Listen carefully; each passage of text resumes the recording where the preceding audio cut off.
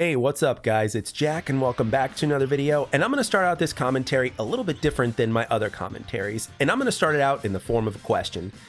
Which Teenage Mutant Ninja Turtle, or should I say which Ninja Turtle, was your favorite turtle? Or should I say is your favorite turtle? And for those of you that must know, Michelangelo is currently mine. And the reason why I say currently mine was because he wasn't always my favorite. Raphael was originally my favorite. But why is Michelangelo my favorite? Well, all I'm going to say is if you know, you know. And that's all I'm going to say because I don't want to spoil a very particular Ninja Turtle story. And with that being said, let's get into the main topic of discussion today. And I can't wait to read your comments in the comment section below. So with that being said, Teenage Mutant Ninja Turtles Shredder's Revenge is one of those video games that a 90s gamer like myself, a 90s kid like myself, I can't help but absolutely give my flowers to. And this game absolutely deserves a video. It absolutely deserves a lot of respect because quite frankly, it managed to take the best of the 90s Turtles experience and put them all into one game and even add in a few things here and there. And in my opinion, when you're talking about 90s, it's this game, if you think about it, is, you guys know how Sonic Mania is like, you know, the definitive OG Sonic game when you think about the classic Sonic games that were on the Genesis.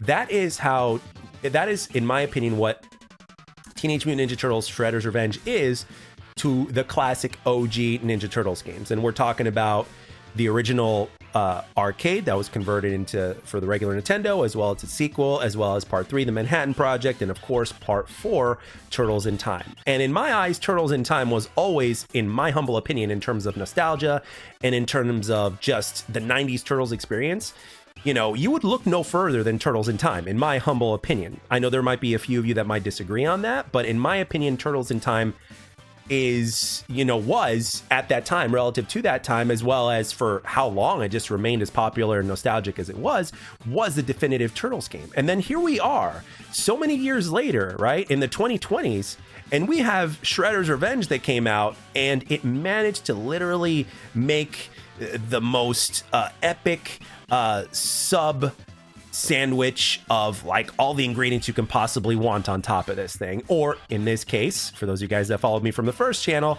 I always would make food analogies, and that usually would be pizza. I mean, imagine the perfect pizza cooked just the way you want it, and with all of your favorite classic toppings slapped right on there on top. That's how I would describe Shredder's Revenge. Because I mean, when you look at the levels, for instance, and you look at the stages, at the boss fights, you know, who you can play as well as some of the things that they've added on, it literally takes the best aspects, as well as things that we requested when we were younger, right? Like when we were younger, like when we played Turtles in Time, I'm sure some of us had wondered, why can't we play as Splinter? Why can't we play as Casey Jones? What about April O'Neil? Wait a minute, what if we could play as, you know, such and such?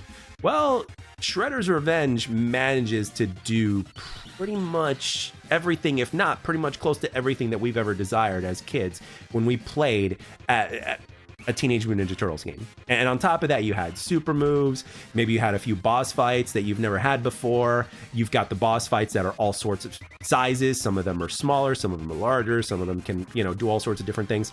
So when you put all of those little pieces together, it's like, wow, it's the ultimate 90s experience that was brought back in the 2020s. If I'm not mistaken, I'm pretty sure it was, you know, Shredder's Revenge was probably released, you know, I think 3 years ago, I don't remember right now as I'm doing this commentary.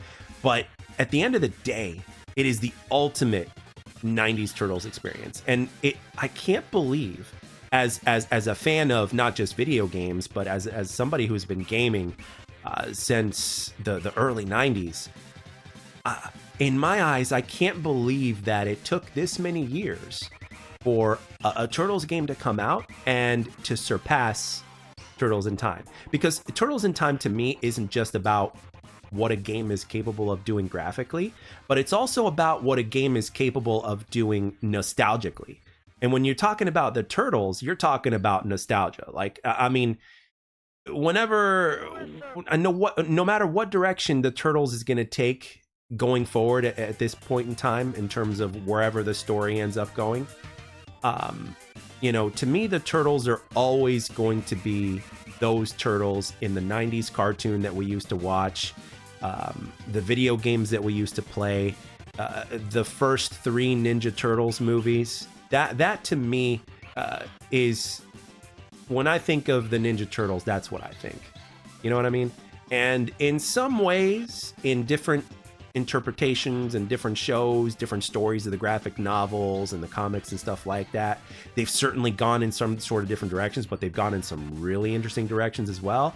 And I hope sometime in the near future, when the next Turtle game that comes out, which I believe is going to be The Last Ronin, based off of that storyline, I believe that if done correctly, it could be the best Turtles game ever made.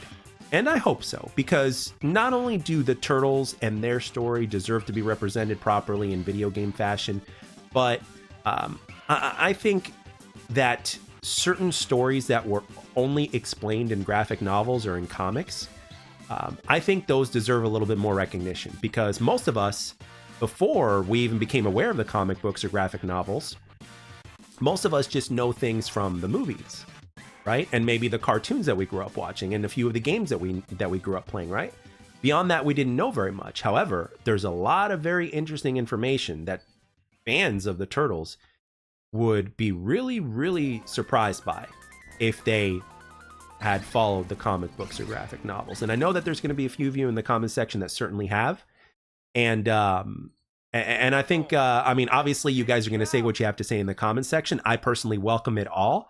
But I just want you guys to know, for those of you guys that are not aware, there may be a few spoilers to some very specific and interesting graphic novel stories that are actually canon in the comment section below, said by a few people that have read them. So obviously some people will be cautious and not to spoil anything and to have it look for it for yourselves. But for the most part, somebody's going to say something. So I'm just letting you know ahead of time, if you're going to read the comment section below, or if you're going to add anything to it, just remember that there may be spoilers to very specific stories that actually do play, that are canon, that were written by the creators themselves, the original creators of the Ninja Turtles, you know, in the comment section below, as well as what they have been revealed to be in the graphic novels, which is very interesting. So with that being said, here's to hopefully the next Ninja Turtles game being awesome, and also a tip of the hat from me to the creators of Shredder's Revenge, because quite frankly, it is perfect 90s nostalgia brought in the 2020s today. And it is, in my opinion, it's the whole package when it comes to the definitive Turtles experience from the 90s brought over to today, in my humble opinion. And it's very nice to see that it actually overall has indeed surpassed Turtles in Time from almost every single way. I still think Turtles in Time's nostalgia factor is a little bit stronger, you know, but despite all that, when you're looking at things like the smoothness, the graphics, the boss battles, the levels, and the nods of all the different games kind of all rolled into one with Shredder's Revenge, overall, Shredder's Revenge definitely surpasses Turtles in Time. So with that, but obviously with that being said, just because a game is newer doesn't necessarily mean that it is better. It really depends on the eye of the beholder, so to speak, right? On the person and their point of view. So with that being said, I can't wait to read what you guys in the comment section have to say about this. But yeah, I'm going to end it here. I hope you guys enjoyed this video. I hope this briefly took you on a mental trip down memory lane, because the Turtles always managed to do that for me. And let all thoughts, of course, be known in the comment section below. And as always, I'd like to thank everybody for taking the time to watch and or listen, and I hope you enjoyed the video. And I'll catch you guys on the next one.